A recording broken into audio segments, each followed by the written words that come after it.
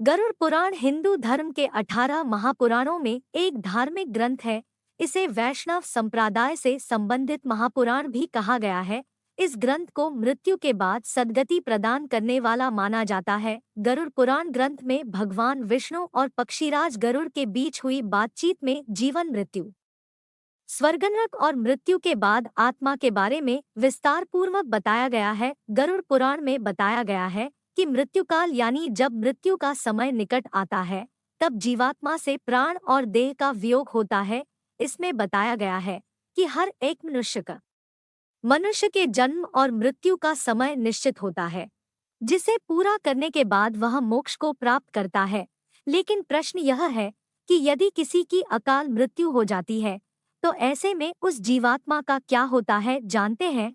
गरुड़ पुराण के अनुसार क्या है अकाल मृत्यु? गरुड़ पुराण के अनुसार किसी व्यक्ति के जीवन के 7 चक्र निश्चित होते हैं। इस चक्र को पूरा कर जिस व्यक्ति की मृत्यु होती है, वह मोक्ष को प्राप्त करता है, और जो इस चक्र को पूरा नहीं करता है, वह अकाल मृत्यु को प्राप्त होता है।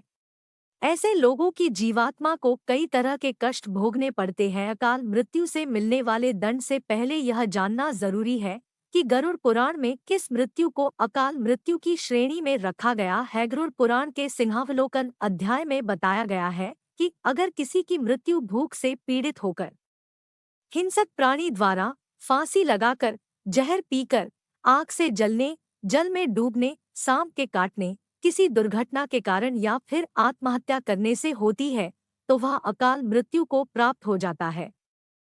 इन सभी मृत्यु में गरुड़ पुराण में आत्महत्या को सबसे घृणित और निंदनीय अकाल मृत्यु बताया गया है। आत्महत्या को भगवान विष्णु ने परमात्मा का अपमान करने के बराबर बताया गया है। कुछ लोग स्वयं आत्महत्या कर अकाल मृत्यु को प्राप्त होते हैं, तो वहीं कुछ दुर्घटना आदि का शिकार हो जाते हैं। इनसे से लेकर प्राचीन वेद पुराणों में बताया गया है कि व्यक्ति 100 वर्ष तक जीवित रह सकता है, लेकिन जो लोग निंदित कर्म करते हैं, वे शीघ्र ही विनष्ट हो जाते हैं। जीवन में किए कई महादोषों के कारण व्यक्ति की आयु क्षीण हो जाती है और वे अकाल मृत्यु को प्राप्त होते हैं।